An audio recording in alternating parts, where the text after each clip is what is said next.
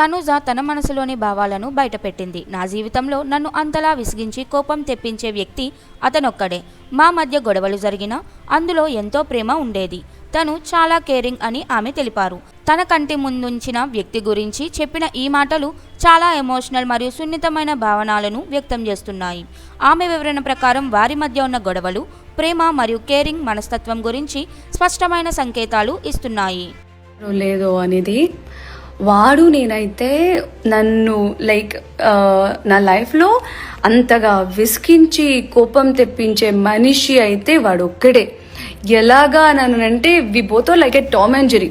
వాడికి నేను కామ్గా కూర్చుంటే నచ్చదు, వాడికి నేను కోపంగానే ఉండాలని అంటాడు, మాట్లాడుతూనే ఉండాలని అంటాడు. But is a sweetest person.